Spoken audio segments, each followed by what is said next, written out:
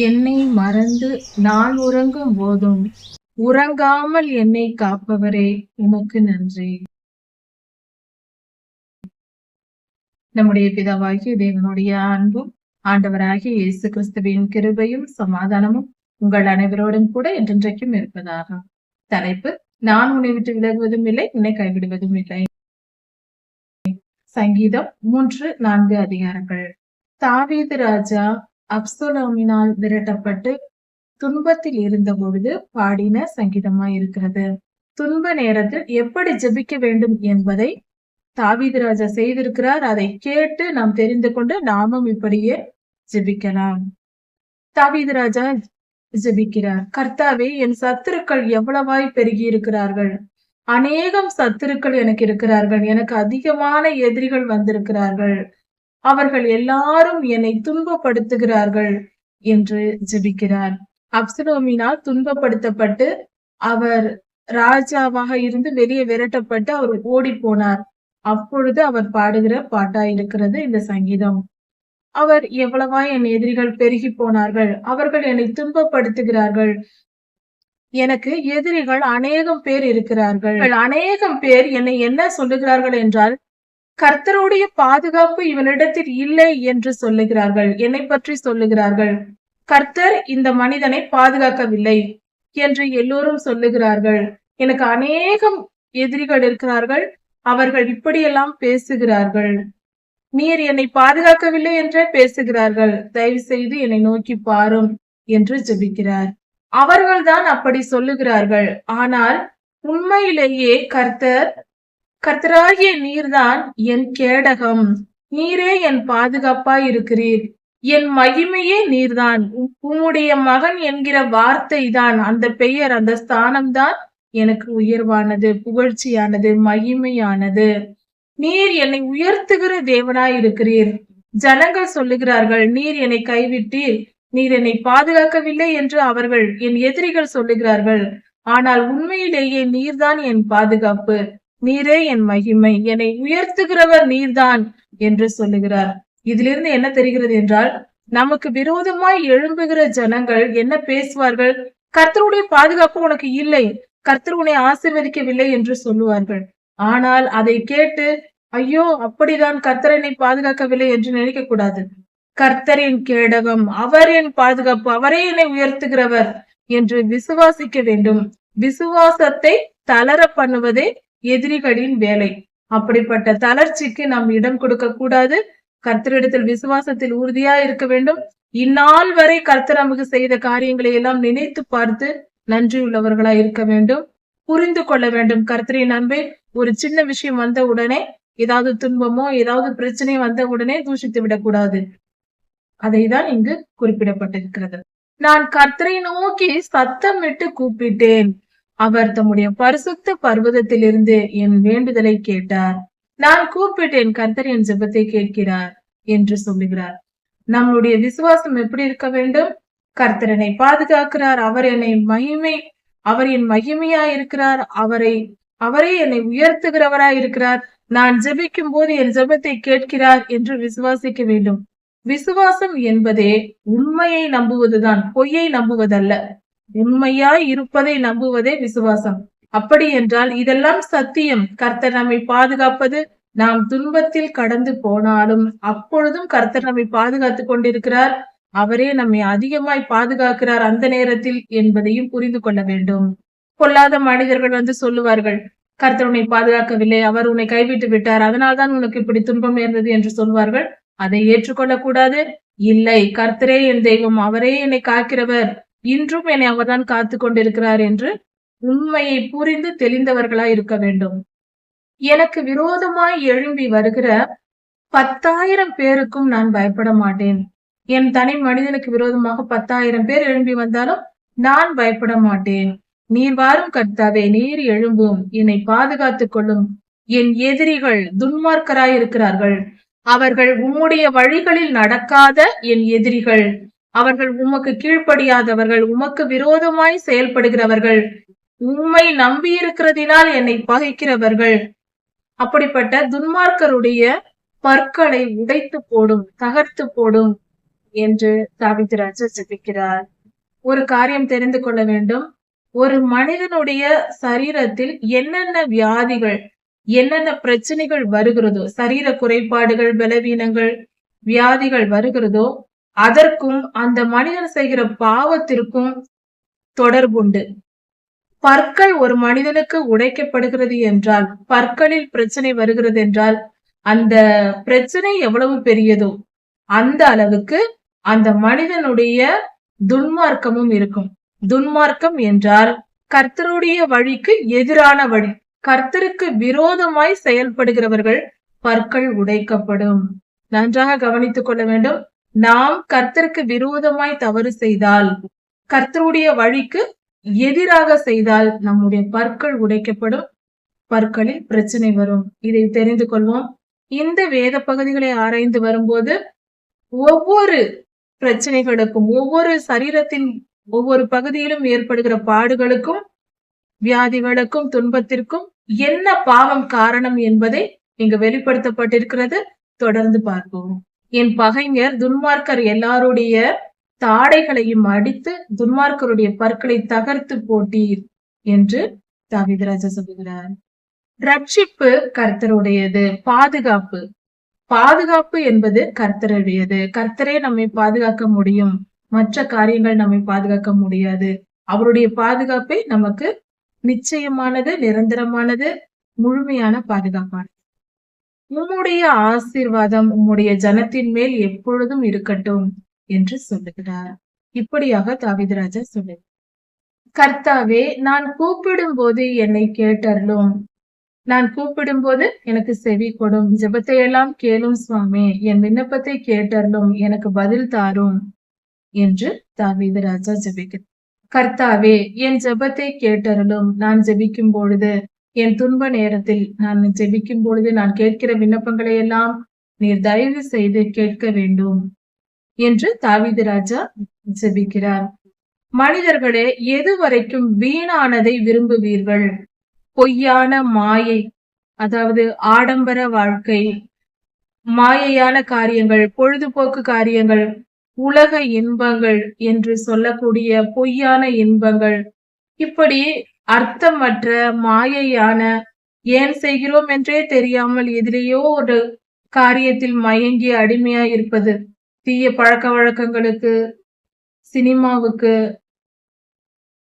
TV புரோகிராம்களுக்கு, இப்படி பலவித மாயைகளில் மூழ்கி பணம், துணிகள் போன்றவை வாங்குவதற்கு, நகைகள் வாங்குவது, இதுவே பைத்தியமாக எப்பொழுதும் இதை செய்யலாமா அதை செய்யலாமா என்று அடைந்து கொண்டு திரிவதுதான் வீணானதை பற்றி கொள்வது. இப்படி வீணான காரியங்களின் மேல் மனதை செலுத்தி கொண்டு ஒன்றுக்கும் பிரயோஜனப்படாத காரியங்களின் மேல், பொழுதுபோக்கு காரியங்களின் மேல், இந்த உலகத்தின் அற்பமான இன்பத்தின் மேல் நாம் கவனம் செலுத்தி கொண்டு இருக்கக்கூடாது. அதை தான் இந்த வேத பகுதி நமக்கு சொல்லிக் கொடுக்கிறது. பொய்யான விஷயங்களை ஏன் நாடுகிறீர்கள்? என் மகிமையை ஏன் கெடுக்கிறீர்கள்? என் பேரை அவமானப்படுத்துகிறீர்கள் என்று சொல்லுகிறார். தாவீது ராஜாவை அவருடைய பெயருக்கு களங்கம் விளைவிக்கும்படி பேசுகிறார்கள். பக்தியுள்ளவனை கர்த்தர் தெரிந்து கொள்கிறார். இப்பொழுது இதில் மிகப்பெரிய ரகசியம் அடங்கியிருக்கிறது. கர்த்தர் ஒரு மனிதனை தனக்கென்று தெரிந்து கொள்கிறார், தம்முடைய ஜனமாக தெரிந்து கொண்டு ரட்சிக்கிறார் என்றால் அவர்கள் பக்தி உள்ளவர்களாய் இருக்க வேண்டும்.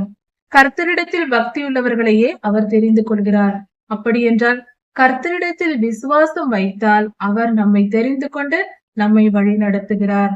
இது கர்த்தர் யாரை தெரிந்து கொள்வார் என்கிற கேள்விக்கு பதிலாக இந்த வசனம் சொல்லப்பட்டிருக்கிறது. நான் கர்த்தரை நோக்கி கூப்பிடுகையில் அவர் கேட்பார். அதாவது கர்த்தரிடத்தில் பக்தி உள்ளவர்களாக நாம் வாழும்போது நம்முடைய ஜெபத்தை கண்டிப்பாக கர்த்தர் கேட்பார். அதை நாம் என்றும் மறக்க கூடாது. கோபம் கொண்டாலும் பாவம் செய்யாதிருங்கள்.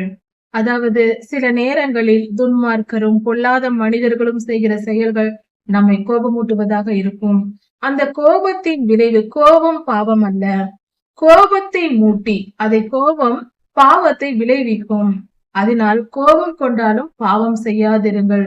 ஒருவர் நம்மை துன்பப்படுத்தி அவமானமாய் பேசி பொல்லாத ஒன்றும் நாம் செய்யாமல் இருக்கும்போது வீண் பழிகளை சுமத்தி பேசுகிறார்கள் என்றால், அவர்கள் நம்மை கோபமூட்டுகிறார்கள் என்றால், நாம் உடனே கோபம் அடைவோம். ஆனால் கோபம் அடைந்தாலும் சற்று நிதானிக்க வேண்டும். இது பொல்லாத ஆவியினால் வந்த செயல். அதனால் நாம் ஜாக்கிரதை உள்ளவர்களாக, வேண்டுமென்றே நம்மை கோபமூட்டுகிறார்கள், நம்மை பாவம் செய்ய தூண்டுகிறார்கள் என்பதை புரிந்து கொண்டு, ஞானமாய் நடந்து, அமைதியை அடைந்து கொண்டு, கோபத்தை விட்டு அமைதி அடைந்து, நம் மனதை சாந்தப்படுத்திக் கொண்டு பாவம் செய்யாமல் இருக்க வேண்டும். கர்த்தர் சகலத்தையும் பார்த்து கொண்டுதான் இருக்கிறார். யாருக்கு என்ன செய்ய வேண்டும் என்பதை அவருக்கு தெரியும். அதனால் நாம் அமைதியாய் இருக்க கற்றுக்கொள்வோம். கோபம் வந்தாலும் கூட பாவம் செய்ய வேண்டாம். பதிலுக்கு பதில் எதுவும் செய்ய தேவையில்லை. இதில் தாவீது ராஜா நமக்கு ஒரு ஆலோசனை தருகிறார். கர்த்தருடைய ஆவியானவர் இந்த இடத்தில் நமக்கு ஒரு ஆலோசனை தருகிறார்.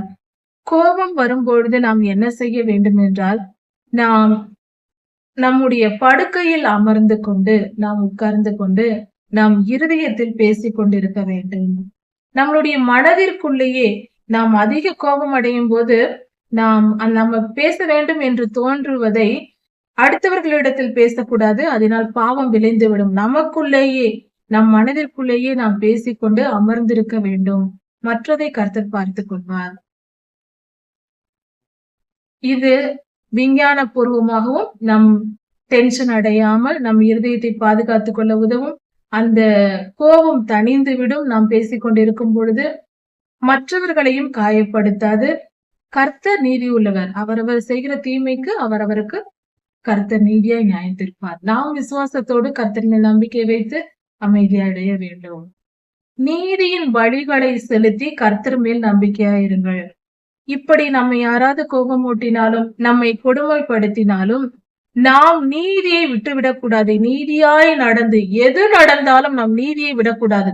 அநியாயம் செய்ய போய்விடக்கூடாது, அக்கிரமம் செய்ய போய்விடக்கூடாது. இவர்களுக்கு இதான் வழி, என்னையா இப்படி செய்து விட்டாய், நான் உனக்கு பதிலுக்கு பதில் தீமை செய்து விடுவேன் என்று தீமை செய்ய போய்விடக்கூடாது. நீதியின் வழிகளை செலுத்தி சமாதானமாய் அமைதியாய் இருக்க வேண்டும்.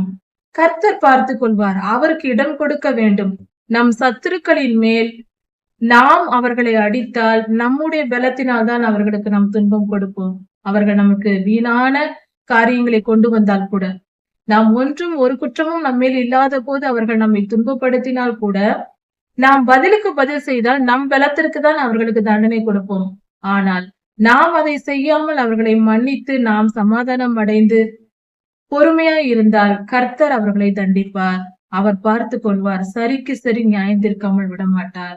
கர்த்தர் நீதி உள்ளவர். அவர் மேல் நம்பிக்கையா இருப்போம். எங்களுக்கு நன்மையை காண்பிப்பவர் யார்? உங்களுக்கெல்லாம் யார் நன்மை செய்ய போகிறார்கள்? உங்களுக்கெல்லாம் என்ன நன்மை வரப்போகிறது என்று எங்கள் எதிரிகள் எங்களை தூஷிக்கிறார்கள். கர்த்தாவே, உம்முடைய ஆசீர்வாதத்தை எங்களுக்கு தாரும். உம்முடைய முகத்தை எங்கள் மேல் பிரகாசிக்க பண்ணும். நீர் எங்களை ஆசீர்வதியும், நன்மையை எங்களுக்கு தாரும் என்று தாவீதையா கேட்கிறார். அவர்களுக்கு செல்வ செழிப்போடு திராட்சரசமும் தானியமும் பெருகி நன்றாக செழிப்பாய் இருக்கும்போது அவர்கள் எவ்வளவு சந்தோஷமாய் இருப்பார்களோ, அதை விட அதிக சந்தோஷத்தை நீர் எங்களுக்கு கொடுத்திருக்கிறீர். அப்படி இருக்க நான் உம்மில் மகிழ்ந்திருப்பேன். சமாதானத்தோடு நான் படுத்துக் கொள்வேன். நிம்மதியாய் படுத்து தூங்குவேன். கர்த்தாவே, நீர் ஒருவரை என்னை சுகமாய் தங்க பண்ணுகிறீர். என் மனதிற்கு ஆறுதலும் சுகமும் சமாதானமும் சந்தோஷமும் நீர் ஒருவரே தருகிறீர் என்று தாவீது ராஜா பாடுகிறார். தாவீது ராஜாவுக்கு ஒரு தேசம், ஒரு ராஜாவாய் இருக்கிறார். ஒரு தேசம் இருக்கிறது. மனைவிகள், ஏகப்பட்ட மனைவிகள் இருக்கிறார்கள். பிள்ளைகள் இருக்கிறார்கள். உறவுகள் இருக்கிறது. எல்லாம் இருக்கிறது. ஆனால் அவர் என்ன சொல்லுகிறார்? நீர் ஒருவரே என்னை சமாதானத்துடன் தங்க பண்ணுகிறீர். எனக்கு நிம்மதியை நீர் ஒருவரே தருகிறீர் என்று சொல்லுகிறார். உலக மாயையை நம்ப வேண்டாம். கர்த்தர் ஒருவரே சமாதானத்தை நமக்கு கொடுக்கிறவர். மற்றவை எல்லாம் மாயைதான். இப்படியாக தாவீது ராஜா ஜெபிக்கிறார். இதை போல நாமும் ஜெபிக்க கற்றுக்கொள்வோம். கர்த்தர் மேல் விசுவாசமாய் இருப்போம். சங்கீதம் 5ஆம் அதிகாரம் 6ஆம் அதிகாரம். தாவீது ராஜா கர்த்தரை நோக்கி ஜெபிக்கிறார். கர்த்தாவே, என் ஜெபத்தை கேட்டருளும். என் வார்த்தைகளுக்கு செவி கொடும். நீரே என் இரட்சகர். நான் உம்மை கேட்பேன். நீர் எனக்கு தர வேண்டும் என்று கேட்கிறார். அதிகாலையிலேயே வந்து உம்மை நான் தேடுவேன் என்று தாவீது ராஜா சொல்லுகிறார். கர்த்தருடைய பிள்ளைகள் இதை கற்றுக்கொள்ள வேண்டும். தினந்தோறும் அதிகாலையிலேயே எழுந்து நாம் ஜெபிக்கிற பழக்கம் வைத்திருப்பது மிக சரியானது, பரிசுத்தமானது. அதுவே ஒரு நல்ல கிறிஸ்துவ வாழ்க்கைக்கு ஆரம்பமா இருக்கும். ஒவ்வொரு நாளின் தொடக்கமும் அதிகாலையில் எழுந்து ஜெபித்து நாம் தொடங்க வேண்டும். ஒவ்வொரு நாளின் தொடக்கமும் அதிகாலை ஜெபத்தோடு நாம் தொடங்க வேண்டும். அதுவே ஒரு கிறிஸ்தவ வாழ்க்கையின் முதல் அடியாக இருக்கிறது. அது மிக சிறந்த வழியாய் காலையிலே உம்மிடத்தில் வந்து நான் ஜெபிப்பேன் என்று மட்டும் சொல்லவில்லை, ஆயத்தமாகி காத்திருப்பேன் என்று சொல்லுகிறார். ஜெபிப்பதற்கும் காத்திருப்பதற்கும் சற்று வித்தியாசம் இருக்கிறது. அதாவது ஜெபிப்பது என்றால் நம் விண்ணப்பத்தை கேட்பது. எனக்கு இது வேண்டும், அது வேண்டும், இந்த பிரச்சனை இருக்கிறது, எனக்கு இது தேவை என்றெல்லாம் நாம் கர்த்தரிடத்தில் கேட்பது விண்ணப்ப ஜெபம். காத்திருப்பது என்பது வேறு. கர்த்தருடைய சமூகத்தில் போய் நம்முடைய பிரச்சனைகளை எல்லாம் நினைக்காமல், எதையும் நாம் மனதில் வைத்துக் கொள்ளாமல் எல்லாவற்றையும் தூக்கி எறிந்துவிட்டு, கர்த்தாவே, நான் உம்முடைய சமூகத்தில் வந்து காலையிலேயே வந்திருக்கிறேன். இன்று நான் என்ன செய்ய வேண்டும்? உம்முடைய கட்டளை என்ன என்று ஒரு வேலைக்காரன் தன் எஜமானிடத்தில் கேட்பது போல, இன்று நான் என்ன செய்ய வேண்டும் என்று கேட்பது போல நாம் கேட்க வேண்டும். அது ஒரு சிறந்த கிறிஸ்தவ வாழ்க்கையில் ஒரு மேன்மையான ஒரு நிலையாய் இருக்கிறது. கர்த்தருக்கு கீழ்ப்படிந்து நம்முடைய தேவைகளை நம் மனதில் தோன்றுவதையே கேட்டுக்கொண்டிருக்க கூடாது. எப்பொழுதும் கர்த்தர் ஒன்றும் ஏடிஎம் மெஷின் அல்ல, கேட்பதை இது வேண்டும் அது வேண்டும் என்று கேட்டு கேட்டு பணத்தை பெற்றுக் கொள்வதற்காக. நாம் பணம் வேண்டும், ஆசீர்வாதம் வேண்டும் என்று ஆசீர்வாதம் தரும் ஏடிஎம் மெஷின் அல்ல. அதை நாம் புரிந்து கொள்ள வேண்டும். கர்த்தரை அப்படி நாம் நினைக்க கூடாது, அப்படி நினைத்து செயல்படக்கூடாது. நாம் கர்த்தரிடத்தில் போய் காத்திருக்க வேண்டும். கர்த்தாவே, நான் என்ன செய்ய வேண்டும் சொல்லும் என்று கேட்க வேண்டும். அவர் சித்தத்தை நாம் செய்ய வேண்டும். நம்முடைய விருப்பத்தை எல்லாம் நீர் இதை செய்யும், அதை என்று செய்யும், இதை ஏன் செய்தீர், அதை ஏன் செய்தீர் என்று கேள்வி கேட்பது இது தவறு. அதை செய்யும், இதை செய்யும் என்று கட்டளை கொடுப்பதும் தவறு. விண்ணப்பம் தான் வைக்க வேண்டும். அதுவும் ஓரிரு வார்த்தைகள், 5 நிமிடம் போதும். நம்முடைய தேவைகளுக்காக நாம் ஜெபிப்பது அதுவும் தேவையில்லை. நாம் நீதியின் பாதையில் நடக்கும் பொழுது கர்த்தரை எல்லாவற்றையும் சந்தித்து விடுவார். அதனால் நமக்கு கேட்கிற வேலையே இருக்காது. அப்படி நீங்கள் கேட்க வேண்டும் என்றாலும் 5 நிமிட ஜெபம் போதுமானது. அதிகாலையில் எழும்பி கர்த்தருடைய சமூகத்தில் காத்திருந்து, நான் என்ன செய்ய வேண்டும் கர்த்தாவே, நீர் எனக்கு சொல்லும் என்று காத்திருக்க வேண்டும். அப்பொழுது கர்த்தர் நமக்கு சொல்லிக் கொடுப்பார். வேதத்தை எடுத்து தியானிக்க வேண்டும். அப்பொழுது வேத வசனங்கள் மூலமாகவும் கர்த்தர் நம்ம இடத்தில் பேசுவார். அதுதான் காத்திருத்தல். அப்படிதான் தாவீது அதிகாலையில் காத்திருந்தார், தேவ சமூகத்தில் ஜெபித்து வேதத்தை தியானித்துக் கொண்டிருந்திருக்கிறார். நீர் துன்மார்க்கத்தில் பிரியப்படுகிறவர் அல்ல, உம்முடைய வழிகளை விட்டு விலகுகிறவர்கள், உம்முடைய வார்த்தைக்கு கீழ்ப்படியாதவர்களை நீர் விரும்ப மாட்டீர் என்று தாவீது ராஜா சொல்கிறார். கர்த்தர் தமக்கு கீழ்ப்படியாதவர்களை, அடங்காதவர்களை, அவர் பேச்சை கேட்டு நடக்காமல் அவருக்கு விரோதமாய் நடக்கிறவர்களை அவர் விரும்ப மாட்டார். அவர்கள் மேல் பிரியம் வைக்க மாட்டார். அவர்கள் விண்ணப்பத்தை எல்லாம் கேட்டு அவர்களுக்கு பதில் கொடுத்து கொண்டு இருக்க மாட்டார் என்பதை புரிந்து கொள்ள வேண்டும். தீமை உம்மிடத்தில் சேர்வதில்லை. தீயவர்களை கர்த்தர் சேர்த்து கொள்ள மாட்டார். தீமை செய்ய அனுமதிக்க மாட்டார். தீமை செய்ய ஆசீர்வதிக்க மாட்டார். தீமை அவருக்கு பிடிக்காது, அக்கிரமம் அவருக்கு பிடிக்காது. அவருடைய வழிகளை நடப்பவர்களையே அவர் ஆசீர்வதிப்பார், பாதுகாத்துக் கொள்வார். வீம்புக்காரரை உம்முடைய கண்கள் பார்த்து கொண்டிருப்பதில்லை. உம்முடைய கண்களுக்கு முன்பாக அவர்கள் நிலை நிற்க முடியாது. இந்த காரியத்தை நான் இப்படி செய்தே தீர்வேன், இந்த காரியத்தை நான் இப்படி செய்ய மாட்டேன், இது இப்படிதான் நடக்கும் என்றெல்லாம் வீம்பு பேசக்கூடாது. அக்கிரமக்காரர் உமக்கு முன்பாக நிற்பதில்லை. அக்கிரமக்காரர்களை கர்த்தர் வெறுக்கிறார் என்று சொல்லப்பட்டிருக்கிறது. பொய் பேசுகிறவர்களை கர்த்தர் அழித்து போடுவார்.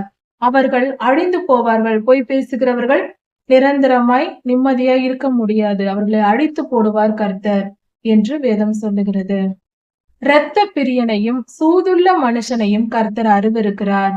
இரத்த பிரியர்கள் என்றால் கொலை செய்வது, வெட்டுவது, குத்துவது போன்ற காரியங்களில் வன்முறை செய்கிறவர்களை கர்த்தர் விரும்ப மாட்டார். சூதுள்ளவர்கள் அப்படி என்றால் கிரிமினலாய் வேலை செய்வார்கள்.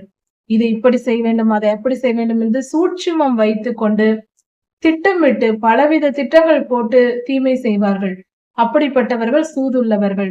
இரத்த பிரியர்கள் என்றால் தீவிரவாதிகள், வன்முறையாளர்கள், என் குடும்பங்களில் கூட வன்முறைகளை செய்கிறவர்கள் உண்டு. எப்பொழுதும் சண்டையிடுவது, அடிப்பது, திட்டுவது போன்ற காரியங்களை செய்கிறவர்கள் யோசித்து தீமை செய்து கொண்டிருப்பார்கள். அப்படிப்பட்டவர்கள் கர்த்தர் வெறுக்கிறார். அவர்களை கர்த்தர் விரும்ப மாட்டார். அவர்கள் விண்ணப்பங்களை கேட்க மாட்டார். அவர்களை அருவருக்கிறார். ஆனால் நானோ பக்தியுடன் உம்முடைய சமூகத்தில் உம்முடைய கிருபையுடன் உம்முடைய ஆலயத்திற்கு வந்து சமாதானமாய் உம்மை தொழுது கொள்வேன், உமக்கு ஆராதனை செய்வேன். ஆனால் நாம் கர்த்தருடைய ஆலயத்தில் அவருடைய கிருபையினால் அவரிடத்தில் சேர்ந்து கர்த்தருக்கு ஆராதனை கர்த்தருடன் மனமகிழ்ச்சியா இருக்க வேண்டும். ஆனால் நாமோ கர்த்தருடைய கிருபையினாலே அவருடைய ஆலயத்திற்கு சென்று பயபக்தியுடன் கர்த்தரை தொழுது கொள்ள வேண்டும், பணிந்து கொள்ள வேண்டும், கர்த்தருக்கு ஆராதனை செய்ய வேண்டும். கர்த்தாவே, என் சத்துருக்களின் நிமித்தம் என்னுடைய எதிரிகள் எனக்கு துன்பம் விளைவித்து என்னை பாடாய்படுத்துகிறார்கள். அவர்களுக்கு முன்பாக உம்முடைய நாம மகிமைக்காக என்னை உயர்த்தும், என்னை பாதுகாத்து கொள்ளும், என்னை ஆசீர்வதியும் என்று நாம் ஜெபிக்க வேண்டும். என்னுடைய வாழ்க்கையில் நான் செய்கிற செயல்களுக்கு என் வாழ்க்கையின் வழியில் எல்லா வழிகளையும் செவ்வைப்படுத்தும். நான் செய்கிற காரியங்களை என் வாழ்க்கையில் என் ஒவ்வொரு நாளையும் எனக்கு செம்மையான நாளாக, நல்லது நடக்கிற நாளாக, நன்மையான நாளாக மாற்றி தாரும் என்று நாம் ஜெபிக்கலாம். என்னை எதிர்த்து வருகிற என் எதிரிகள், சத்துருக்கள், அவர்கள் தொண்டை திறக்கப்பட்ட பிரேத குழி. அப்படி என்றால் துர்நாற்றத்துடனும் அவர்கள் மிகுந்த தீயவர்களாய் இருக்கிறார்கள். அவர்கள் இருதயம் மிகவும் கேடுபாடு உள்ளது. அவர்கள் வாயில் உண்மையே இல்லை, எல்லாம் பொய் பேசுகிறார்கள். அப்படிப்பட்டவர்களாய் அவர்கள் இருக்கிறார்கள். கர்த்தாவே, அவர்களிடமிருந்து என்னை காப்பாற்றும் என்று ஜெபிக்கிறார். கர்த்தாவே, நீர் அவர்களை குற்றவாளிகளாக தீர்ப்பு செய்யும். நீர் அவர்களை குற்றவாளிகள் என்று சொல்லும். அவர்களுடைய ஆலோசனைகளினாலே அவர்கள் விழும்படி, அவர்கள் எனக்கு எப்படிப்பட்ட தீமை செய்ய நினைத்தார்களோ, என்னவெல்லாம் திட்டமிட்டார்களோ அதெல்லாம் அவர்களுக்கே நடக்கட்டும் என்று சொல்லுகிறார். அதாவது எஸ்தர் புஸ்தகத்தில் ஆமான் மொர்தெகாய்க்காக செய்த தூக்கு மரத்தில் ஆமானையே தூக்கி விட்டார்கள். அது போல தாவீது ராஜாவும் ஜெபிக்கிறார். எனக்கு அவர்கள் செய்ய நினைக்கிற தீங்கு அவர்களுக்கே வரட்டும் சுவாமி என்று ஜெபிக்கிறார். கர்த்தாவே, அவர்கள் எனக்கு விரோதமாக அல்ல, உமக்கு விரோதமாய் கலகம் பண்ணினார்களே. தாவீது ராஜா ஜெபிப்பது தன்னுடைய எதிரிகளின் நிமித்தம் அல்ல, கர்த்தருடைய எதிரிகளின் நிமித்தம். கர்த்தரை எதிர்த்து அக்கிரமம் செய்கிற துன்மார்க்கரை குறித்துதான் அவர் ஜெபிக்கிறார். கர்த்தர் மேல் இருக்கிற வெறுப்பினால் தான் தாவீது ராஜாவை எதிர்க்கிறார்கள்.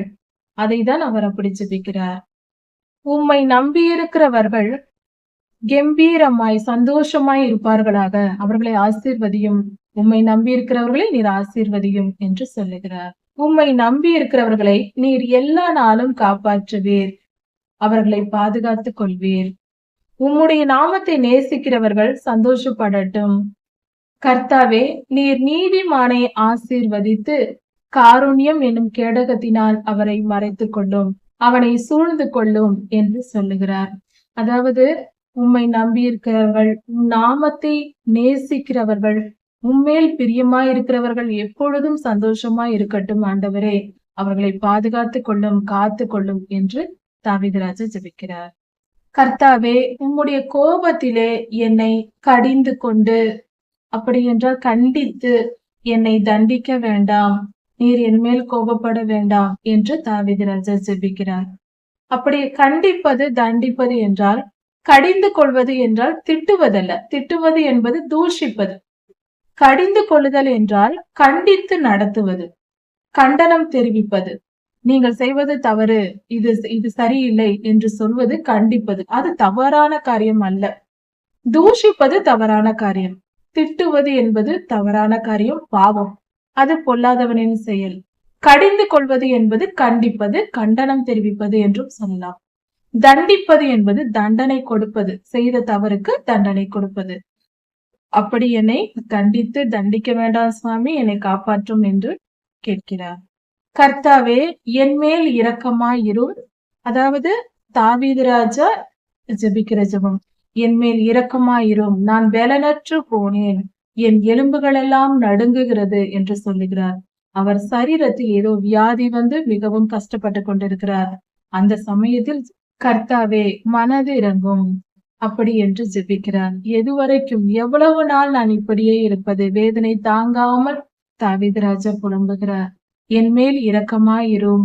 எதுவரைக்கும் இப்படியே இருப்பேர்? என் மேல் கோபமாகவே இருக்கிறீரே, என்னை காப்பாற்றும். கோபமாய் இராதேயும், என்னை காப்பாற்றும். எனக்காக இரங்கும். என் ஆத்துமா வியாகுலப்படுகிறது. நான் மனம் உடைந்து கிடக்கிறேன். மிகவும் வேதனையாய் இருக்கிறது. எனக்கு இரக்கம் காட்டும் என்று தாவீது ராஜா தாழ்மையோடு கர்த்தரிடத்தில் வேண்டுதல் வைக்கிறார். உம்முடைய கிருபையின் நிமித்தம் நான் நீதிமான் என்றல்ல, உம்முடைய கண்களில் கிருபை கிடைத்தது. உம்முடைய அன்பு, நீர் என்னை நேசிக்கிறதினால் கேட்கிறேன். உம்முடைய கிருபை எனக்கு இருப்பதினால் நான் கேட்கிறேன். என்னை காப்பாற்றும். மரணத்தில் உம்மை நினைவு கூறுவதில்லை, பாதாளத்தில் உம்மை நினைப்பவரும் இல்லை. பாதாளத்தில் இருப்பவர்கள் உம்மை நினைக்கப் போகிறார்களா? அது இல்லை. அதே போல நான் மரணம் அடைந்த பின்பு உம்மை நோக்கி நினைக்க முடியுமா? என்னால் நினைக்க முடியுமா? எனக்கு இறங்கும் என்று சொல்லுகிறார். அதாவது மரணம் வேண்டாம், என்னை காப்பாற்றும், மரணத்தின் நிலையில் நான் இருக்கிறேன் என்று வேண்டிக் கொள்கிறார். என் பெருமூச்சினால் நான் இளைத்து போகிறேன். பெருமூச்சு விட்டு விட்டு இளைத்து போகிறேன். இரவு முழுவதும் கண்ணீரினால் அழுது நான் அழுது அழுது என் கட்டிலை நனைத்து கொண்டிருக்கிறேன். என்னை காப்பாற்றும் என்று சொல்லுகிறார். எவ்வளவு வேதனை, எவ்வளவு துயரத்தில் தாவீதையா இந்த ஜெபத்தை செய்திருக்கிறார். அவருக்கும் இப்படிப்பட்ட நிலை வந்திருக்கிறது. இன்றும் நம் வாழ்க்கையில் பலர் இப்படி இருக்கலாம். நாம் ஆனால் இப்படிதான் ஜெபிக்க வேண்டும் தாவீதையாவை போல. இந்த நிலையில் இருப்பவர்கள் நாம் மட்டும்தான் அப்படி இருக்கிறோம் என்று நினைப்போம். ஆனால் உண்மை இல்லை. தாவீது ராஜாவுக்கும் இப்படிப்பட்ட நிலை வந்திருக்கிறது. கர்த்தர் அவரை பாதுகாத்தார், அது போல நம்மையும் காப்பார். துயரத்தினால் என் கண்கள் குழி விழுந்து போயிற்று. துயரம், வேதனையினால் நாம் சோர்ந்து போவோம். நம் அழுது அழுது முகம் வீங்கும். நம் கண்கள் எல்லாம் குழி விழுந்து போகும். இந்த நிலை ஏற்பட்டிருக்கிறது சுவாமி. என் துக்கம் பெரியது, நீண்ட காலமாய் இருக்கிறது, என்னை காப்பாற்றும் என்று ஜெபிக்கிறார். என் சத்துருக்களினால் என் கண்கள் குழி விழுந்து போயிற்று. என் கண்கள் மங்கி போயிற்று. என் சத்துருக்களினால் எனக்கு இப்படி வந்தது. அக்கிரம செய்கைக்காரர்களே, என்னை விட்டு அகன்று போங்கள். கர்த்தரின் ஜெபத்தை கேட்டார் என்று சொல்லுகிறார். நீங்கள் எல்லாம் பொல்லாதவர்கள், நீங்கள் எல்லாம் விலகி போங்கள். கர்த்தரின் ஜெபத்தை கேட்டார், அவர் என்னை காப்பாற்ற போகிறார். போங்கள் நீங்கள் என்று விரட்டி அடிக்கிறார். தங்கள் சத்துருக்களை அவர்கள் விருப்பத்திற்கு இடம் கொடுக்காமல் மேற்கொண்டு ஜெயித்து வருகிறார். தாவீது ராஜாவின் மன வலிமை இது. கர்த்தர் என் அழுகையை கேட்டார், நான் அழுததை கேட்டார், என் ஜெபத்தை ஏற்றுக்கொண்டார். அவர் என் ஜெபத்தை ஏற்றுக்கொண்டார். நான் செய்தேன் ஜெபம், விண்ணப்பம் வைத்தேன், அவர் ஏற்றுக்கொண்டார். என் சத்துருக்கள் வெட்கப்பட்டு போவார்கள். அவர்கள் சீக்கிரமாய் வெட்கப்பட்டு போகிறார்கள். அவர்கள் எல்லோரும் சீக்கிரமாய் என்னை பார்த்து அவர்கள் வெட்கப்படுவார்கள். ஐயோ, நான் இப்படி நினைத்தோம், இப்படி நடந்து விட்டதே, அந்த மனிதன் இப்படி உயர்ந்து விட்டானே என்று எல்லோரும் வெட்கப்பட்டு தலைகுனிந்து போவார்கள். என்னை கர்த்தர் உயர்த்த போகிறார் என்று தாவீது ராஜா பாடுகிறார். இப்படியாக தாவீது ராஜா கர்த்தரிடத்தில் முழு இருதயத்தோடு அன்பு கூர்ந்து அவர் எழுதின விண்ணப்பங்கள், பாடல்கள் இவை. இதே மனநிலையில் நாம் இருக்க வேண்டும். இந்த வேத பகுதிகளை ஆராய்வோம். கர்த்தரை நாம் அறிந்து கொள்வோம். கர்த்தரிடத்தில் எப்பொழுதும் எந்த நிலையிலும் அன்போடு நாம் இருப்போம். அவரை அண்டிக் கொள்வோம். அவர் நம்மை காக்கிற தேவன், ஒருபோதும் கைவிட மாட்டார். நான் உன்னை விட்டு விலகுவதும் இல்லை, உன்னை கைவிடுவதும் இல்லை என்று சொல்லி இருக்கிறாரே, மறக்க வேண்டாம். கர்த்தர் நம்மை காக்கிறவர். சங்கீதம் 7ஆம் அதிகாரம். தாவீது ராஜா ஜெபம் செய்கிறார். கர்த்தாவே, என் சத்துருக்கள் பெருகி இருக்கிறார்கள். கர்த்தாவே, உம்மை நம்பி இருக்கிறேன். என்னை காப்பாற்றும். என்னை துன்பப்படுத்துகிற எல்லோருக்கும், எனக்கு தீமை செய்கிறவர்கள், என்னை வேதனைப்படுத்துகிற எல்லோரிடத்திலிருந்தும் என்னை காப்பாற்றும். அவர்கள் சிங்கம் பிடித்து கொண்டு போவது போல என்னை பிடித்து, என்னை காப்பாற்ற யாரும் இல்லை என்றால் அவர்கள் அழித்து போடுவார்கள். என்னை அவர்கள் அழித்து விடுவார்கள். அப்படி நடக்காதபடிக்கு நீர் என்னை காப்பாற்றும். அவர்கள் கையில் என்னை விட்டு விடாதேயும், என்னை காத்துக்கொள்ளும் என்று ஜெபிக்கிறார். தாவீது ராஜா மேலும் ஜெபிக்கிறார். கர்த்தாவே, நான் என்னோடு சமாதானமாய் இருந்தவனுக்கு நான் தீமை செய்திருந்தால் எனக்கு ஒரு தீங்கும் செய்யாமல் என்னை நம்பி என்னோடு சமாதானமாய் நிம்மதியாய் இருந்தவர்களுக்கு நான் ஏதாவது தீமை செய்திருந்தால், அப்படி ஏதாவது நான் செய்திருந்தேனா?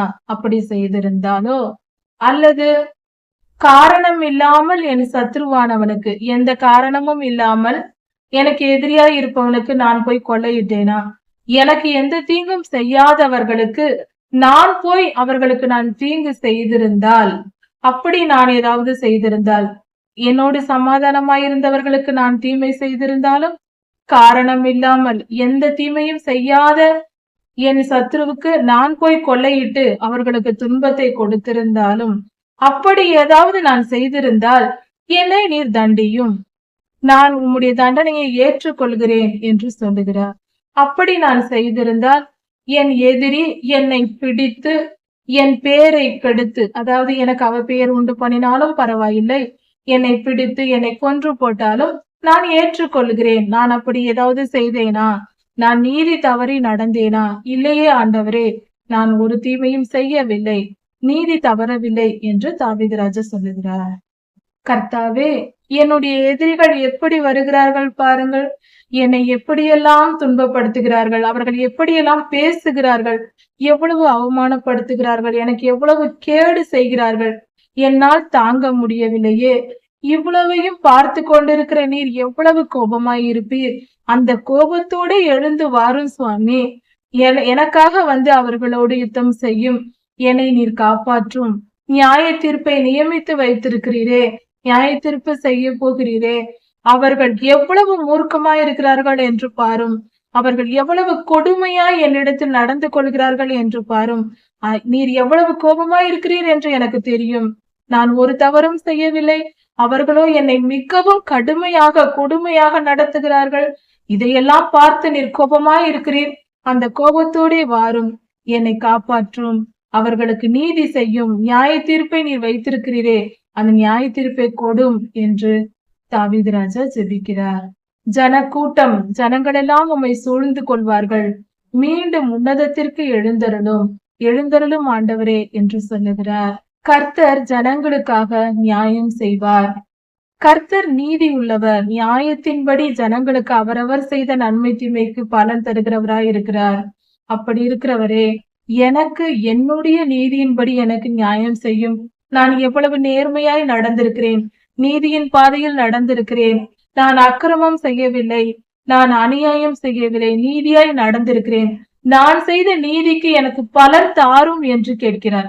அப்படி என்றால் இவர் எவ்வளவு உத்தமமாய் வாழ்ந்திருக்கிறார் தாவீது ராஜா.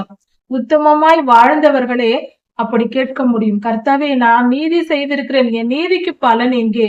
நான் இவ்வளவு நன்மை செய்திருக்கிறேனே, நான் இவ்வளவு நன்மை செய்திருக்கிறேன், நீதியாய் நடந்திருக்கிறேனே, அதற்கு ஏற்ற பலனை எனக்கு கொடும் என்று தாவீது ராஜா ஜெபிக்கிறார். நாமும் நீதியாய் நடந்தால் இப்படி ஜெபிக்கலாம்.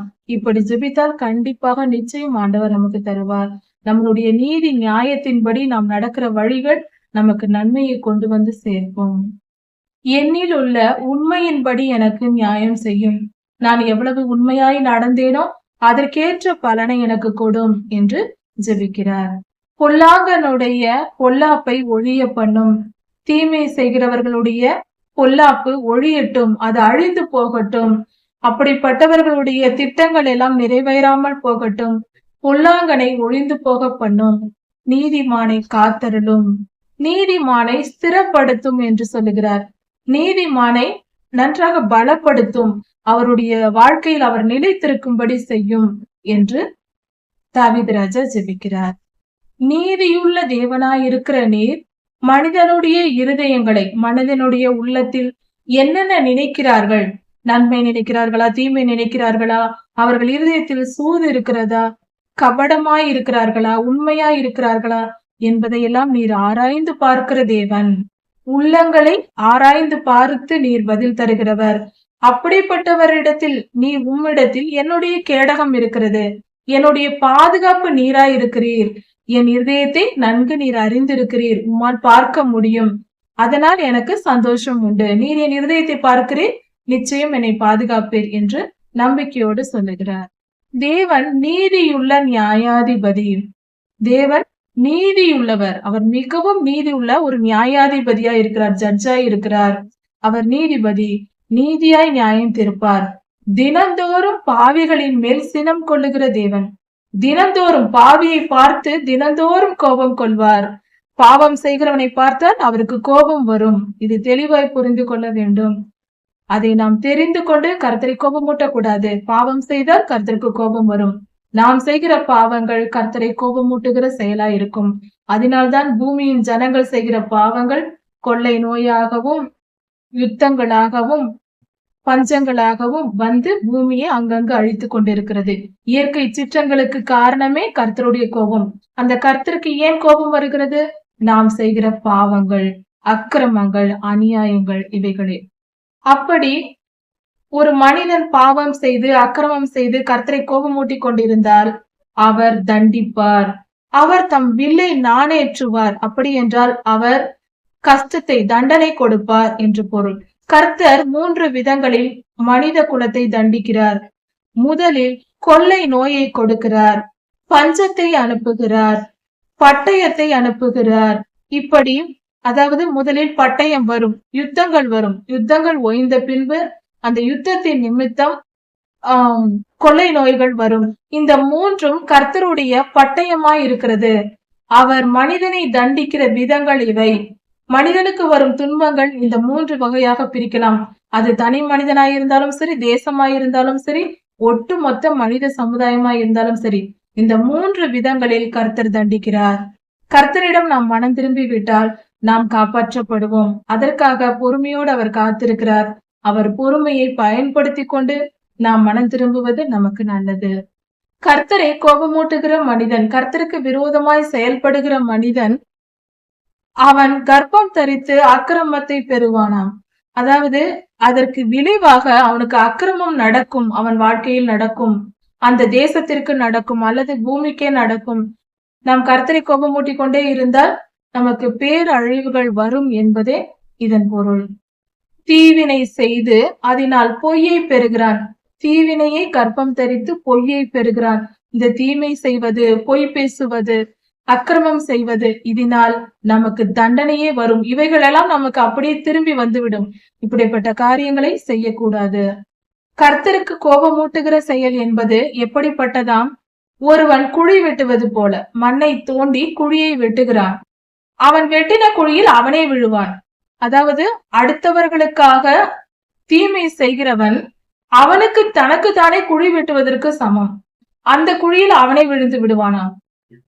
இது தேவையா? புத்தி உள்ளவர்கள் செய்கிற காரியம் அல்ல. நாம் மற்றவர்களுக்கு தீமை செய்கிறோம், அவர்களை துன்பப்படுத்துகிறோம் என்று நினைத்து கொண்டு அதை செய்து அடுத்தவர்களுக்கு தீமை செய்து, முக்கியமாக கர்த்தருடைய பிள்ளைகளுக்கு தீமை செய்து அதில் சந்தோஷப்படுகிறவன் முழு முட்டாள். அவன் வெட்டின குழியில் அவனே விழுவான். அவன் செய்த தீமைகள் அவனுக்கே வந்து சேரும் என்று வேதம் சொல்லுகிறது. அவன் செய்த தீவினை அவன் தலையின் மேல் இறங்கும். அவன் செய்த கொடுமை அவன் உச்சந்தலையில் இறங்குமாம். அவன் செய்கிற எல்லா தீமைகளும், அவன் செய்கிற அநியாயங்களும் அவன் தலைக்கே திரும்பி வரும். அவன் வெட்டின அடுத்தவர்களுக்கு அவன் வெட்டின குழியில் அவனே விழுந்து சாவான் என்பதே உண்மை. யாருக்கும் நாம் தீமை செய்ய நினைக்க கூடாது. கர்த்தருடைய பிள்ளைகளுக்கு, நீதியாய் நடப்பவர்களுக்கு, ஒரு பாவமும் செய்யாதவர்களுக்கு தீமை செய்ய நினைத்தால் அந்த தீமை அடுத்தவர்களுக்கு அல்ல, அது அவர்களுக்கே வந்து சேரும் என்று வேதம் சொல்லுகிறது. நான் கர்த்தரை துதித்து பாடுவேன். அவருடைய நீதியின்படி நான் அவரை துதித்து பாடி அவரை கீர்த்தனம் பண்ணுவேன். அவர் எவ்வளவு நீதி உள்ளவர்! அவர் நீதியாய் நியாயத்திருக்கிற தேவனாய் இருக்கிறார். அவரை நான் துதித்து பாடி மகிழ்ந்திருப்பேன். அவர் நீதியை சொல்லி நான் சமாதானமாய் இருப்பேன். புகழ்ந்து பாடுவேன். கர்த்தருக்கு கீர்த்தனம் பாடுவேன். அவர் நீதி அவ்வளவு பெரியது. அவர் நீதியாய் நியாயந்திருக்கிறவர். அவர் மிகவும் நல்லவர். அவர் ஒருபோதும் அநியாயக்காரரையும் அக்கிரமக்காரர்களையும் பிறருக்கு தீமை செய்கிறவர்களையும் அவர் விட்டுவிட மாட்டார். அந்த தீமை அவர்களுக்கே வரும்படி செய்து நீதியாய் நியாயத்திருக்கிற தேவனாய் இருக்கிறார் என்று வேதம் சொல்லுகிறது. இப்படியாக கர்த்தர் நமக்கு பரிசுத்த ஆவியானவரே இந்த வார்த்தைகளை எல்லாவற்றையும் நமக்கு கொடுக்கிறார். கர்த்தர் நல்லவர், அவர் நீதியுள்ளவர். நாமும் அவருடைய நீதியின்படி வாழ்வோம். அவருடைய கிருபைக்கு நாம் ஆயத்தமாய் இருப்போம். நீதியின் பாதையை தரித்துக் கொள்வோம். தாவீதையா சொல்லுகிறார், என் நீதியின்படி எனக்கு பலன் தாரும் என்று. நாம் நீதிமானாய் நடந்தால் நாமும் இப்படி ஜெபிக்க முடியும். நாம் அக்கிரமம் செய்து கொண்டு கர்த்தாவே நீதியின்படி எனக்கு தாரும் என்றால் அக்கிரமம் பதிலுக்கு பதில் வரும். பாவம் செய்தவர்களால் அப்படி கேட்க முடியாது. அதனால் நாம் நீதியாய் வாழ்ந்து கர்த்தருடைய நீதியை பெற்றுக்கொள்வோம். கர்த்தர் பெரியவர், அவர் கிருபை உள்ளவர். நிச்சயம் நம்மை காப்பார் எல்லா சூழ்நிலைகளையும். சங்கீதம் 9ஆம் அதிகாரம். கர்த்தருடைய நாமம் எந்த அளவுக்கு உயர்ந்தது, அது மகா வல்லமை உள்ளது. கர்த்தருடைய செயல்கள் மகா பெரியது. அவருடைய மகத்துவம் மேன்மை உள்ளது. வானங்களுக்கு மேலாக கர்த்தர் தம்முடைய மகத்துவத்தை வைத்திருக்கிறார். கர்த்தருடைய மகத்துவம் என்பது கர்த்தருடைய புகழ்ச்சிக்கு ஏற்ற செயல்கள். வானத்திற்கு மேலே ஒரு இடம் இருக்கிறது என்று பொருள். நாம் பொதுவாக அண்ணாந்து பார்த்து இது வானம் என்று சொல்லுகிறோம். மேலே இருக்கிற ஸ்தலத்திற்கு வானம் என்று சொல்லுகிறோம். ஆதியாகமம் 1ஆம் அதிகாரத்தில் கர்த்தர் வானத்தை எப்படி படைத்தார் என்று சொல்லப்படும் போது, அந்த வேத பகுதியை தியானிக்கும் போது, கர்த்தர் தண்ணீரை இரண்டாக பிளந்தார், இரண்டாக பிரித்தார். அப்படி பிரித்து அதற்கு நடுவே வானத்தை ஆகாய விரிவை வைத்தார். அதற்கு வானம் என்று பெயரிட்டார் என்று சொல்லப்பட்டிருக்கிறது. அந்த ஆகாய விரிவிலே 4ஆம் நாள் சிருஷ்டிப்பில் பார்க்கும்போது, கர்த்தருடைய ஆகாய விரிவிலே அவர் சூரியனையும் நட்சத்திரங்களையும் மற்ற கோள்களையும் வைத்தார் என்று சொல்லப்பட்டிருக்கிறது. அப்படி என்றால் இந்த சூரியன், நட்சத்திரங்கள், மற்ற கோள்கள் இவைகள் எல்லாம் இருக்கும் இடம் வானம் என்று சொல்லப்படுகிறது. அப்படி என்றால் இந்த வானத்தை தாண்டி போனால், இன்றும் நம்முடைய விஞ்ஞான வளர்ச்சியினால் மிக நீண்ட தூரம் வரைக்கும் சென்று பல கேலக்சிகளையும் பல பல ஆயிரக்கணக்கான ஒளி ஆண்டுகள் தூரம் சென்று அங்கு போய் கூட நாம் பார்த்து வருகிறோம். ஆனாலும் இன்னும் இந்த யூனிவர்ஸினுடைய எல்லையை நாம் பார்க்க முடியவில்லை.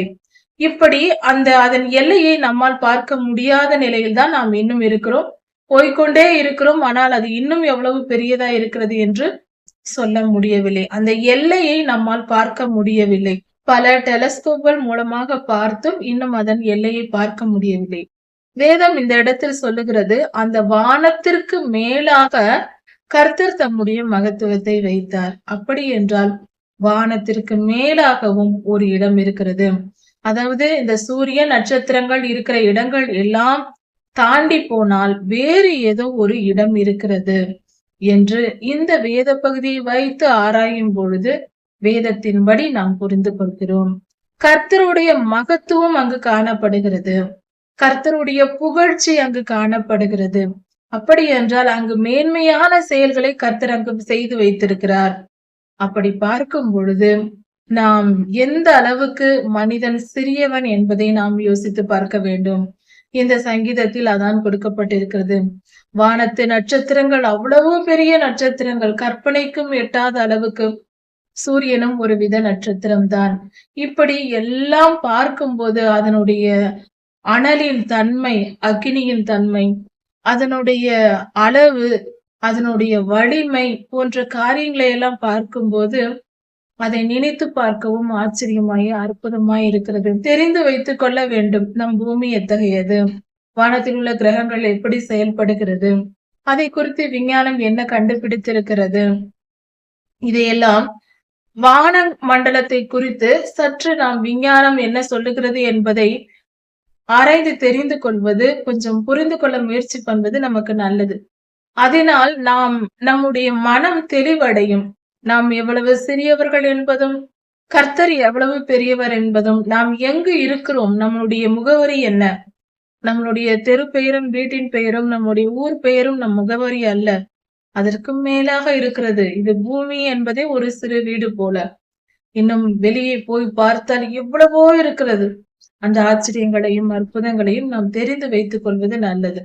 அப்பொழுதுதான் கர்த்தர் எவ்வளவு பெரியவர். இந்த இடத்தில் விஞ்ஞான வளர்ச்சி இல்லாத அந்த காலத்திலேயே தாவீதையா எழுதி வைத்திருக்கிறார். எந்த அளவுக்கு எழுதியிருக்கிறார் பாருங்கள். வானங்களுக்கு மேலாக உம்முடைய மகத்துவத்தை வைத்தீர்.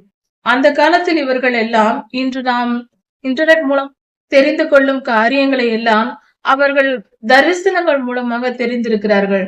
அது இன்னும் மிக தெளிவாக இருக்கும். அதாவது கர்த்தர் தம்முடைய பிள்ளைகளுக்கு, தாம் நேசிக்கிற பிள்ளைகளுக்கு இப்படிப்பட்ட காரியங்களை விளக்குகிறார். இன்றும் நடக்கிறது, அன்றும் நடந்திருக்கிறது. கர்த்தர் வான மண்டலங்களை குறித்தும் கிரகங்களையும் பக்கத்தில் வைத்து காட்டியிருக்கிறார். இப்படியாக பல அனுபவங்கள் பல ஊழியர்களுக்கு உண்டு. வானத்தின் மேலே ஏறி சென்று நிலாவை பக்கத்தில் நின்று நிலா அளவுக்கு நம்மளுடைய ஆவியை பெரிதாக்கி அதன் அளவுக்கு பெரிதாக்கி நம்மை காட்டுவார். சில நேரங்களில் நட்சத்திரங்களை நம் பக்கத்தில் இருக்கிறது போல அந்த நட்சத்திரங்களின் அளவுக்கு நாம் பெரிய அளவாய் மாறிவிடுங்க. அப்படி அதை நாம் பார்க்க செய்வார். நம்மை பெரிதாக்கி நம் கண்களை, நம்மளுடைய அறிவை பெரிதாக்கி அப்படி பார்க்க செய்வார். இது மிக அற்புதமான செயலாய் இருக்கிறது. அதை சொல்ல முடியாது, அனுபவத்தினால் வரும்போதுதான் தெரியும். அதாவது கனவில் நமக்கு மிக தெளிவாய் காட்டி விடுவார். அதை எந்த ஒரு 3D அனிமேஷனிலும் ஏஐயாலும் காட்ட முடியாத அளவுக்கு மிக துல்லியமாக மிக தெளிவாக அதில் கர்த்தர் காட்டுவார். அவருடைய தரிசனங்கள் மிக துல்லியமாய் இருக்கும். இப்படி பலருக்கு கர்த்தர் காட்டி இருக்கிறார். தரிசனங்கள் மூலமாகவும் கர்த்தர் வான மண்டலங்களை குறித்து நமக்கு போதிக்கிறார். அப்படிதான் தாவீதையாவுக்கும் இந்த காலத்தில் போதித்திருக்கிறார். அதை அவர் பாடலாக எழுதியும் நமக்கு கொடுத்திருக்கிறார் தாவீதையா. அதாவது சூரியனும் நட்சத்திரங்களும் எவ்வளவு பெரியதா இருக்கிறது, அவ்வளவு மகத்துவம் உள்ள காரியங்களை படைத்த நீர் எவ்வளவு மகத்துவம் உள்ளவர். அப்படிப்பட்ட சிருஷ்டிப்பை படைத்திருக்கிற உம்முடைய மத்தியில், அதாவது அருகில் இருக்க மனிதன் எம்மாத்திரம். மனிதனை நினைத்து பார்ப்பதற்கும் அவனை குறித்து பேசுவதற்கும் கர்த்தாவே நாங்கள் எம்மாத்திரம் என்று சொல்லுகிறார். நாம் எவ்வளவு சிறியவர்கள் என்பதை உணர்ந்து தாவீதையா பேசுகிறார். வானத்து நட்சத்திரங்களை பார்க்கும் பொழுது நான் என் மாத்திரம், அதுவும் உம்முடைய சிருஷ்டிப்பு, நானும் உம்முடைய சிருஷ்டிப்பாய் இருக்கிறோம். அதையும் நீர் படைத்தீர், என்னையும் நீர் படைத்தீர். நாங்கள் எம்மாத்திரம், நாங்கள் எவ்வளவு சிறியவர்கள். எங்களை தேவ தூதர்களிலும் சிறியவனாக நீர் படைத்தீர். தேவன் மனிதனை படைக்கும் பொழுது தேவ தூதனிலும் சற்று சிறியவர்களாக தேவ தூதர்கள் இருக்கிறார்கள் அல்லவா, அவர்களுடைய வல்லமையை காட்டிலும் நம்முடைய வல்லமை குறைவு. அவர்களோடு நாம் நேரடியாக நம்மளுடைய சுய பலத்தினால் போராடினால், யுத்தம் செய்தால் அவர்கள் ஜெயித்து விடுவார்கள், நம்மால் முடியாது. அதுதான் நம்மளுடைய தகுதி நிலை, நம்முடைய வல்லமை. நாம் எவ்வளவுதான் ஞானமாக இருந்தாலும் அதுதான் வல்லமை. கர்த்தர் நம்மை படைத்த முழு வல்லமை, அதாவது பாவத்திற்கு முன்பாக ஆதாம் ஏவாள் எந்த அளவுக்கு வல்லமையா இருந்தார்களோ, அவர்களே தேவதூதர்களோடு போராடினால் அவர் தோற்று போய் விடுவார்கள். அந்த நிலையில்தான் அவர்கள் படைக்கப்பட்டார்கள். ஆனால் அவர்கள் பாவம் செய்த பின்பு மேலும் நம்மளுடைய மூளையின் செயல்திறன் 100% தான் வேலை செய்கிறது. 90% அதன் பலனை நாம் பயன்படுத்துவதில்லை என்று சொல்லப்பட்டிருக்கிறது. அதை நமக்கு கர்த்தர் சாபமாக்கி விட்டார். அதனால் அது பயன்படாமல் நம்முடைய மூளை பகுதிகள் இருக்கிறது. அப்படி பார்க்கும் பொழுது நம்மளுடைய 90% பலனை நாம் இழந்து போய் இருக்கிறோம். இந்த நிலையில் நாம் எந்த அளவுக்கு தேவதூதர்களை விட மிக சிறியவர்களாக இருக்கிறோம் என்பதை புரிந்து கொள்ள வேண்டும். அப்படிப்பட்ட படைப்பாய் நாம் படைக்கப்பட்டிருந்தாலும் கர்த்தர் நம்மை மகிமையோடும் கனத்தோடும் நம்மை உயர்த்தி வைத்திருக்கிறார். அவர் சொல்லுகிறார், என்னுடைய சாயலாய் படைக்கப்பட்டவன் மனிதன், அவனை நான் மேன்மையாக வைப்பேன் என்று சொல்லுகிறார். என்னுடைய சிங்காசனத்தில் நான் உட்கார வைப்பேன் என்று சொல்லுகிறார். அவ்வளவு சிறியவராய் படைக்கப்பட்டு மிகப்பெரிய பதவியில் நம்மை உட்கார வைக்க ஆண்டவர் ஆசைப்படுகிறார். அதற்கு நாம் செய்ய வேண்டியது என்ன? பரிசுத்தம் தான். பரிசுத்தம் என்பதே முக்கியமாயிருக்கிறது.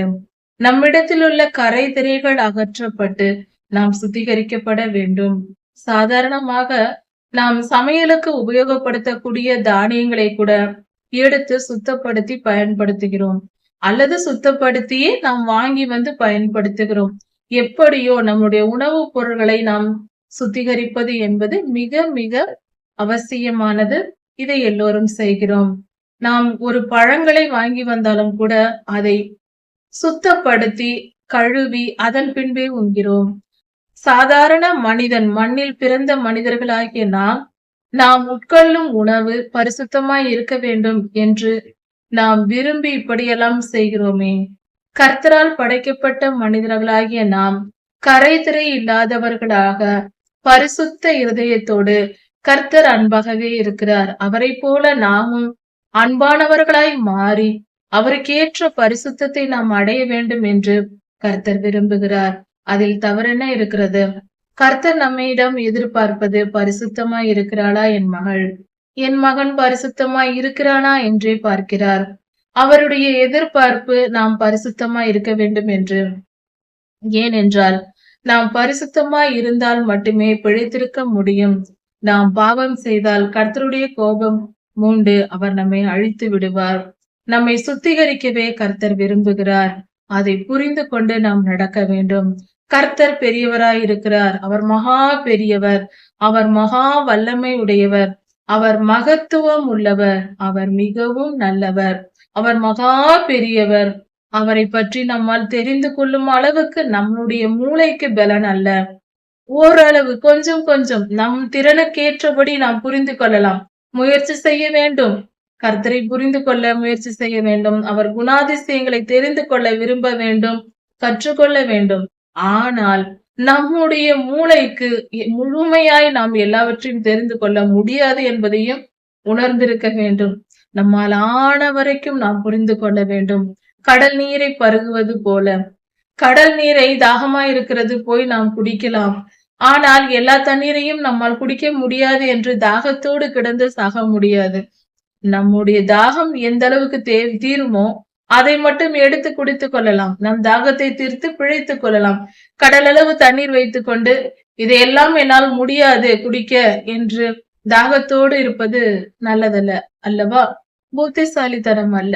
அப்படி இல்லாமல் கர்த்தருடைய மகத்துவத்தையும் வல்லமையையும் அவருடைய பலனையும் நம்மால் முழுமையாய் புரிந்து கொள்ள முடியாது. அவருடைய ஞானத்தை அளவில்லாத ஞானம் உடையவர், அதை புரிந்து கொள்ள முடியாது. அப்படி என்றால் எனக்கு அவரை விட்டு விலகி விடுவேன் என்று போய்விடக் கூடாது. நம்மால் ஆனவரை இதை முயற்சி செய்யும் பொழுது நம் தேவைக்கு ஏற்றபடி அவரிடத்தில் எல்லா காரியங்களும் இருக்கிறது. அதை பெற்றுக்கொண்டு நாம் உயர்த்தப்பட வேண்டும். நம்மை நாம் காத்து கொள்ள முடியும். கர்த்தரை அறிந்து கொள்ளும் பொழுது நாம் அதற்கேற்றபடி வாழ முடியும். கர்த்தரை புரிந்து கொள்ளும் போது அவருக்கு என்ன பிடிக்கும் என்பதை தெரிந்து கொண்டு அதன்படி நாம் நடக்க வேண்டும். ஒரு மனைவியானவள் தன் கணவருக்கு எது பிடிக்கும் என்று பார்த்து பார்த்து செய்து தன் கணவரினுடைய அன்பை பெற விரும்புவாள். அதே போலதான் நாமும் கர்த்தரை புரிந்து கொண்டு அவருக்கு ஏற்றபடி நாம் மாறி அவரோடு ஐக்கியமாய் இருப்போம். அதுவே சிறந்த பரிசுத்தமான வாழ்க்கையாய் இருக்கிறது.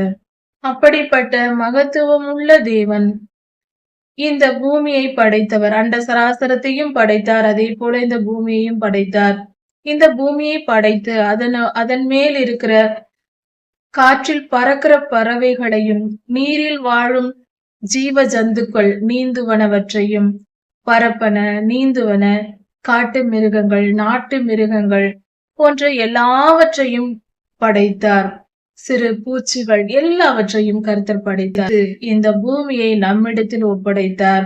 நீ ஆளுகை செய்து கொள், நான் உண்டாக்கினேன், நான் சிருஷ்டித்தேன், இவைகளை நீ ஆளுகை செய் என்று இலவசமாக நமக்கு கொடுத்தார். அவர் எவ்வளவு பெரியவராய் இருக்கிறார்.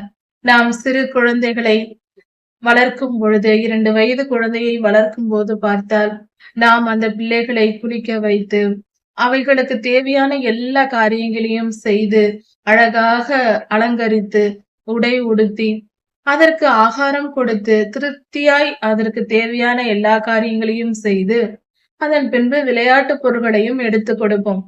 அதுபோல கர்த்தரும் நம்முடைய தேவைகளை எல்லாம் நிறைவாக்கி நம்மை உருவாக்கி நம் தேவைகளை எல்லாம் உருவாக்கி அதன் பின்பு அவைகள் இந்த பூமியில் உள்ள எல்லாவற்றையும் நம் கையில் வைத்துக் கொண்டு நீ சுகமாயிரு என்று சொன்னார். அவர் எவ்வளவு நல்லவராய் இருக்கிறார். அவர் நம் தகப்பன். ஒரு தாய் அன்பை காட்டிலும் மேலான அன்பு தேவ அன்பு. தேவ அன்பு உன்னதமானது, பரிசுத்தமானது, அதுவே உயர்வானது. கர்த்தருடைய நாமம் பூமி எங்கும் மேன்மையுள்ளதாய் இருக்கிறது.